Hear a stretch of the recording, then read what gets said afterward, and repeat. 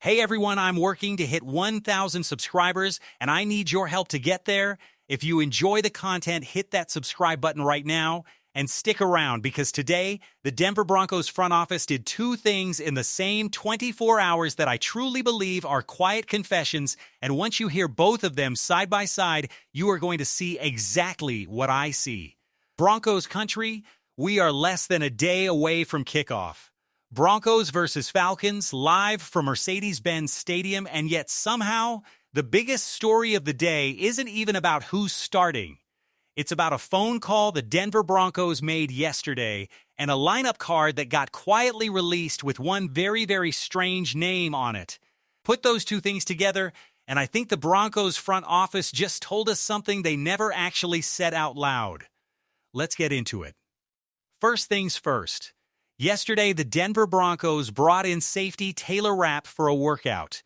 Now, if that name doesn't ring a bell right away, let me refresh your memory, because this is not some random street free agent. This is a player with 72 career starts under his belt. 72. And he's not just a guy who started football games, he is a Super Bowl champion, winning it all with the Los Angeles Rams. That is a resume. That is a real, established NFL veteran walking through the doors at Dove Valley for a look. So naturally, the question becomes, why now? Why is a team in the middle of training camp suddenly bringing in a proven vet at a position they supposedly already have figured out? And I'm not the only one asking that question. Media insiders around the building had the exact same reaction I did. Given how wide open the Broncos' safety room has looked all camp long, this workout feels like a signal. It feels like the front office is quietly telling us they are not 100% comfortable with what they've got behind their top two safeties right now. And once you dig into why, it starts to make a whole lot of sense. Now, before I get further into that, and trust me, there is a lot more to unpack here, I do have to give a shout out to the reason this show is possible. Our friends over at Prize Picks. Football is officially back tonight, and there are roughly 6 games on the slate for you to dig into. If you want a shot at winning up to 2,000 times your money while you watch the action unfold, all you have to do is download the Prize Picks app, sign up using code MA, play your first $5 lineup, and if it hits, you walk away with $150 in bonus lineups. I've been riding with a specific type of lineup lately that I want to keep hammering home. A $20 entry that pays out $90, and honestly, these have felt like about as close to a guarantee as you can get in this game. So go download the app right now, sign up with code MA, play that first $5 lineup, and lock in that $150 bonus if it cashes. Everything you need is going to be linked in the comments and description below. Prize Picks, it is good to be right. Okay. Back to Taylor Rapp, because there's actually a messier side to this story that we need to address honestly. This is not a spotless resume. There have been some negative storylines that have followed him around the league, particularly some questions about his practice habits. I'm not going to sit here and pretend that isn't part of the conversation, because it is, and any team considering him has to weigh that. But let's also give credit where it's due. Because on the field, this man has produced. He was a former second-round pick out of the University of Washington, taken by the Rams back in the 2019 draft. He was the starting safety for that Los Angeles Rams team in 2021, the year they won the whole thing, and he racked up 4 interceptions that season. This is a hard-hitting, physical, downhill box safety. Think of him as the exact opposite of a finesse defensive back. He is not out there trying to make a pretty highlight reel play in coverage. He is out there to climb into the box and absolutely blow up whoever's got the ball. If Denver were to bring him in, he would likely slot in directly behind Talanoa Hufanga on the depth chart. So here's the real question. Why does Denver even need to look outside the building right now? And the answer, if you've been paying attention to camp, is pretty simple. Behind starters Jael Hufanga and Brandon Jones, this safety room has just not produced a standout name. Nobody has grabbed that job and run with it. And to be clear, that doesn't automatically mean these guys are playing badly. It's entirely possible some of them are doing just fine. It just means that through the entirety of camp, not a single player has separated himself enough to make the coaching staff or the media feel settled about who that third safety is going to be. Look at the list of names in that room. You've got J.L. Skinner, Tyson Anderson, Devin Key, and rookie Miles Scott. And here's a perfect example of just how unsettled this competition really is. Devin Key got extensive first-team style looks at that backup safety spot just last week. Extensive. And yet, one single week later, the team is bringing in a Super Bowl champion for a look. That tells you something. We also know the Broncos really value both Key and Tyson Anderson for their special teams contributions. And a lot of people around the building don't necessarily view either of those two as true contenders for that starting safety 3 role, which really narrows this competition down to 2 names, J.L. Skinner and rookie Miles Scott. Skinner is somebody I genuinely believe has the talent to handle that job, but if we're being honest, his name just hasn't popped during camp the way you'd want it to if he were locking down a starting role. And then there's Miles Scott, who honestly has barely gotten any camp coverage at all. Now that's not necessarily a red flag on its own, because remember, he's a 7th-round rookie who is still very much learning the position from the ground up. Nobody expected him to walk in and be a finished product in year 1, but there are clearly still some growing pains in his game that need to get ironed out. Here's what makes Miles Scott such an intriguing long-term projection, though.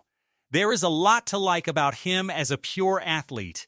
There's a lot to like about his leadership qualities and how he communicates on the field. Because by all accounts, he is an extremely high processor of the game. Some of that traces back to the fact that he's actually a converted wide receiver. Think about what that means.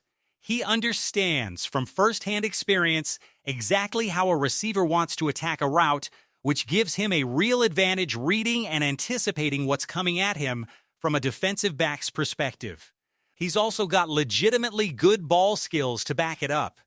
In his final season of college football, he posted 4 pass breakups, 3 interceptions, and an incredibly impressive PFF grade of 77.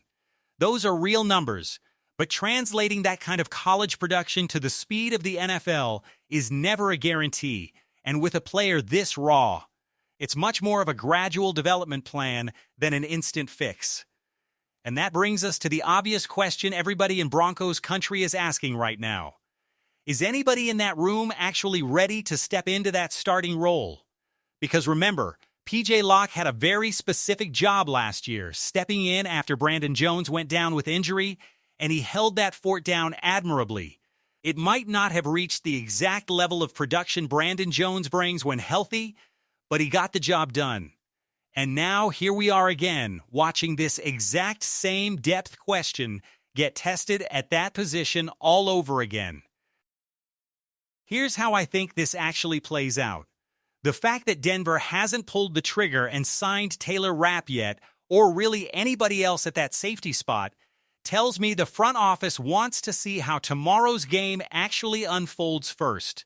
They want a real, live look at how this group performs against actual opposing quarterbacks in a real football setting before making any final decisions. And I think that's smart.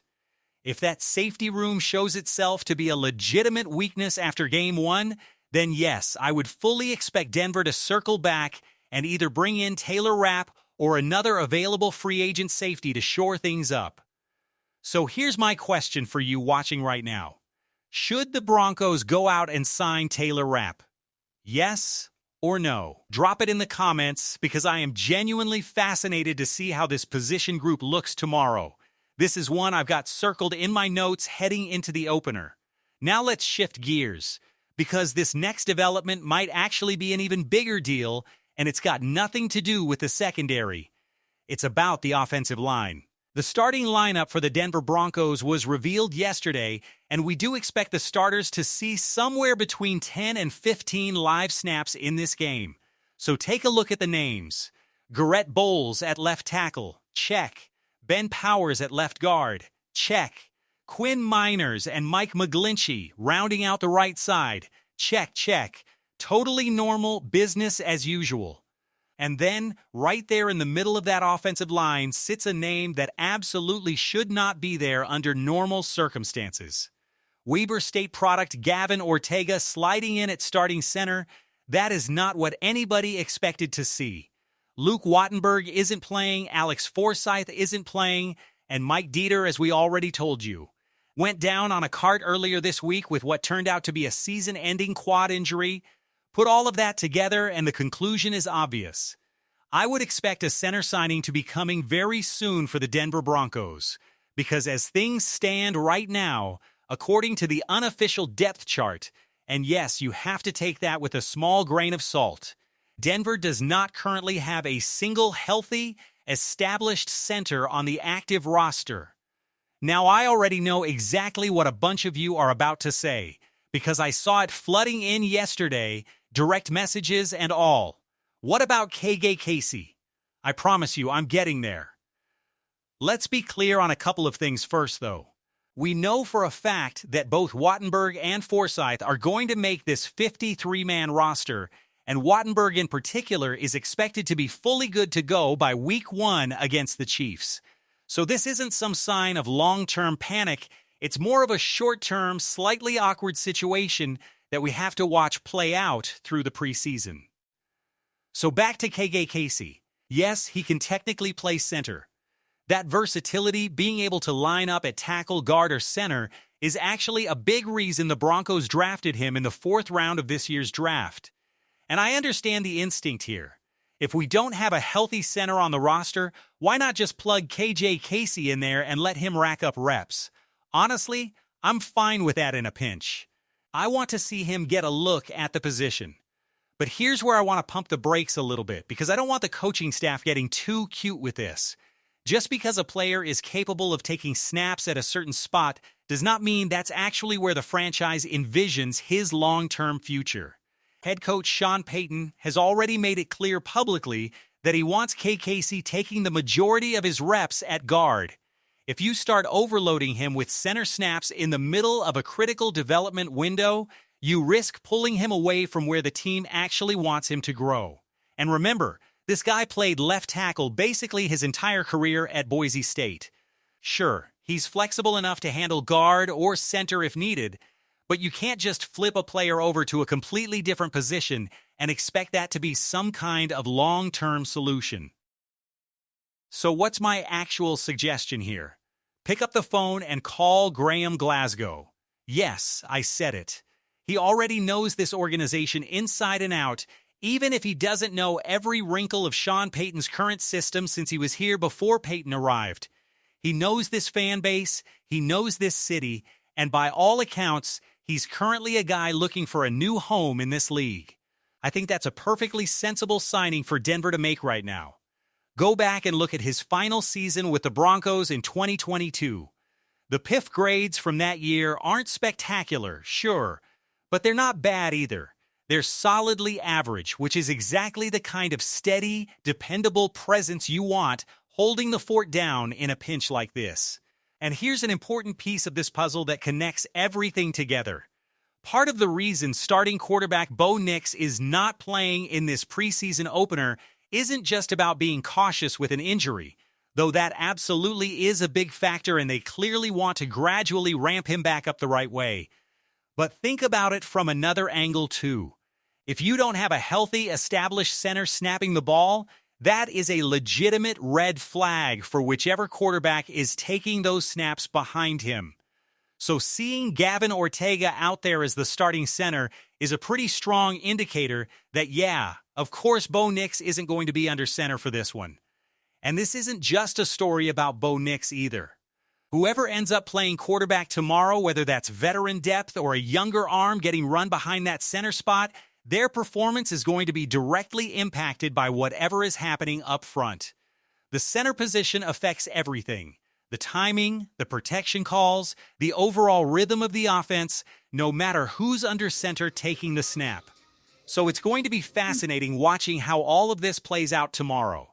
Two storylines seemingly unrelated on the surface, a safety workout and a shuffled offensive line, but both of them pointing toward the same underlying truth: This coaching staff is being extremely careful and deliberate about exactly what they show the world in this preseason opener, while quietly using this exact game to answer some very real questions about roster depth. I know today's episode ran a little shorter than usual, but on a day like this, with a game literally hours away, I think we are in a pretty good spot getting you all caught up before kickoff. Do me a favor, Broncos country. Let's go out there and take care of business against the Falcons tonight. If this breakdown helped you understand exactly what to watch for tomorrow, both up front on that offensive line and back there in that safety room, do me a solid and hit that subscribe button right now. It costs you nothing, and it means everything to this channel as we push toward 1,000 subscribers together. Smash that like button too, and drop a comment telling me straight up, yes or no. Should the Broncos go sign Taylor Rapp? I want to hear it. Until next time, Broncos country, this has been the Broncos Breakdown presented by Prize Picks. Be cool.